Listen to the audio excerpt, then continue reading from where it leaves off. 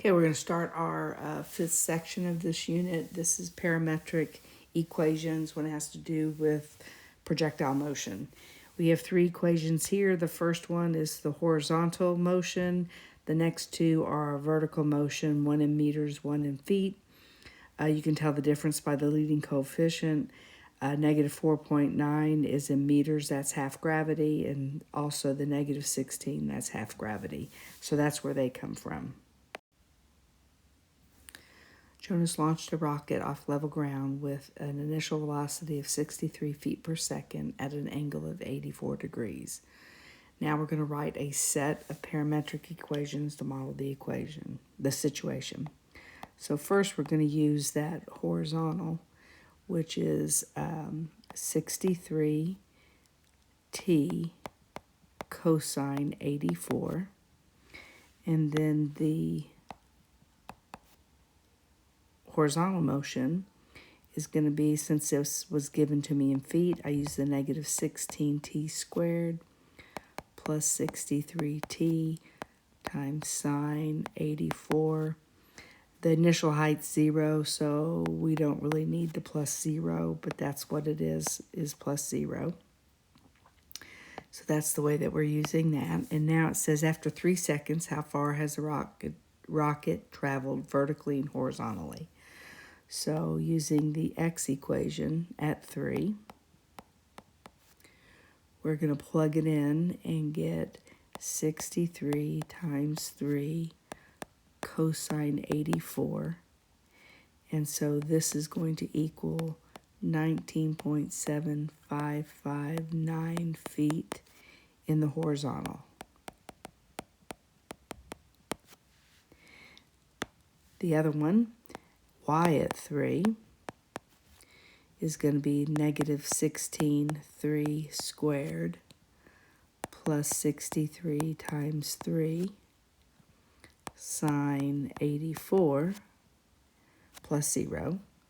So this is going to equal 43.9643 feet in the vertical. Okay, now when will the rocket hit the ground, this is where I'm going to take the y equals equation, set it equal to 0, so negative 16t squared plus 63t sine 84. To solve this, I need to get t, so the first thing I'm going to do is factor out a t. So 0 equals t, negative 16, 1t there, plus 63 sine 84. Now I'm going to divide both sides by t. So I get 0 equals negative 16t plus 63 sine 84. Now I'm going to add that 16t to the other side, so 16t equals 63 sine 84.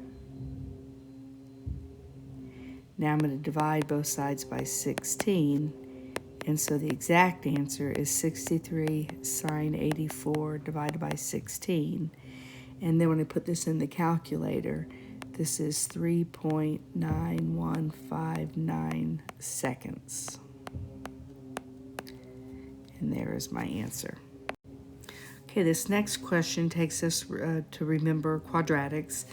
The highest point, how long does it take the rocket to reach the highest point? Well, that's going to go back over to negative b over 2a. So the b value is that negative 63, or is that 63 sine 84? So it would be negative 63 sine 84 over 2 times negative 16, because that's the a value. We put this in the calculator and we get 1.9580 seconds.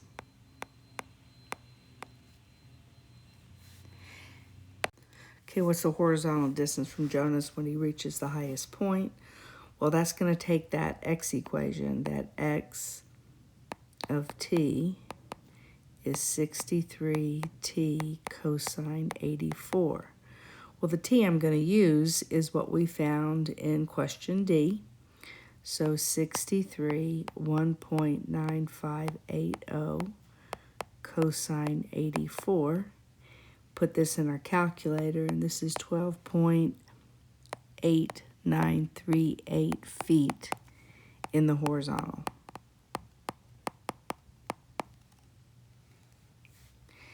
And then what's the rocket's maximum height?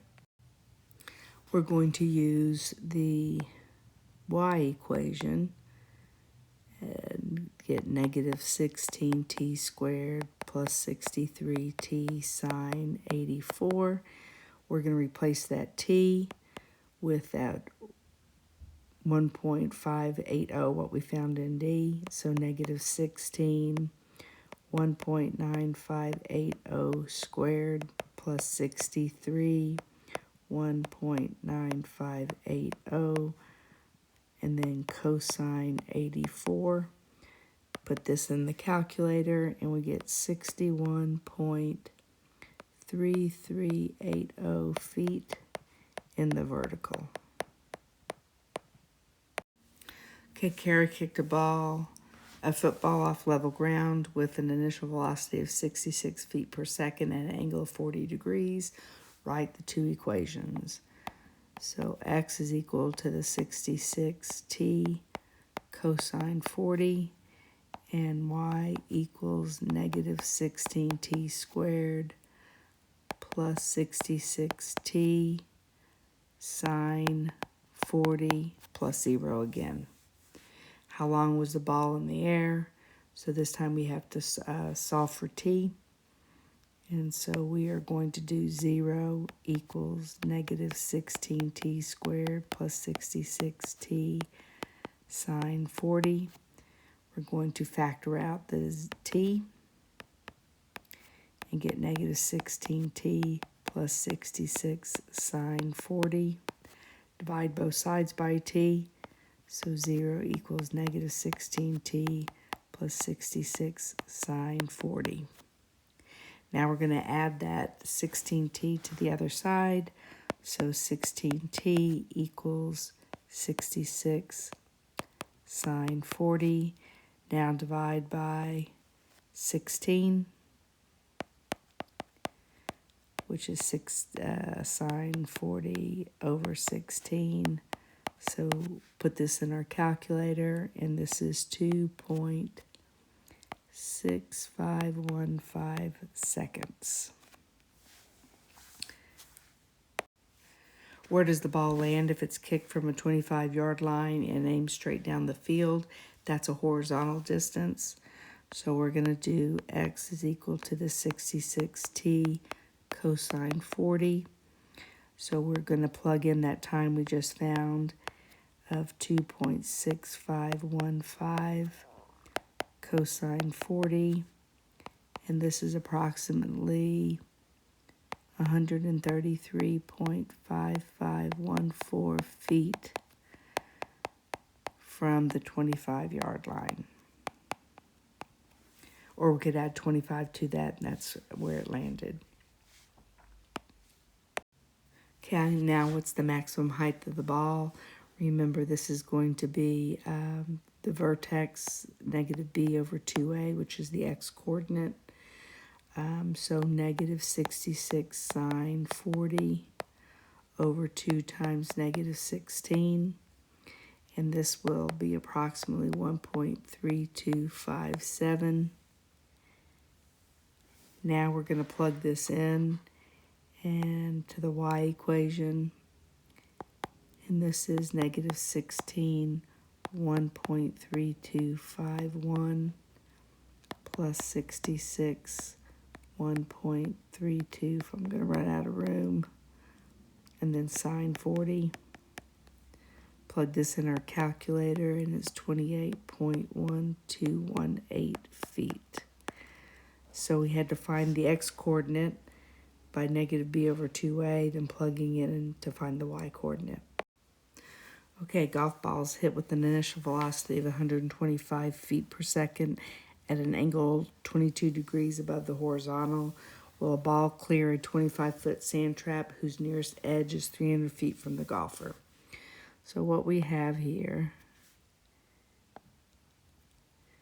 is, this would be 22 degrees here.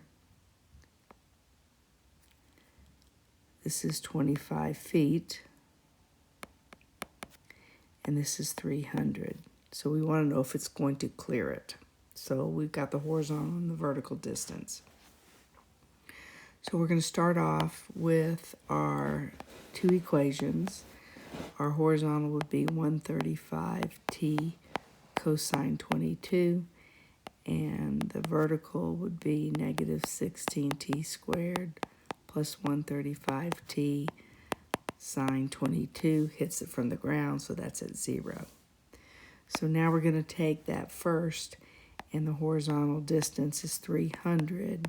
So we're going to see how much time it would take to clear 300 feet.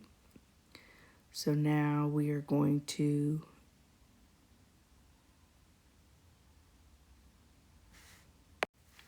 divide both sides by everything but t.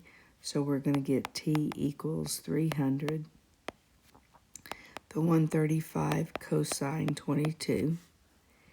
And then my time is going to be 2.3967. Now we're going to go use the other equation, which is at the vertical. And so now we're going to plug in that time, and we're going to get y equals negative 16 times 2.3967 squared plus 135 times 2.3967 times sine 22, and this is going to give me approximately 29.2989 feet. So the answer here is yes, it will. Okay, Joey hit a tennis ball with an initial velocity of 37 meters per second at an angle 49 degrees above the ground. Let's write the equations first. So the first is x equals 37t cosine 49. And the next equation is y equals, this time we're using that negative 4.9t squared, because this is in meters, 37t sine 49. So those are our two equations. How far has the ball traveled horizontally after 1.3 seconds? Horizontal means I'm going to use the first equation. So I'm going to plug in 1.3.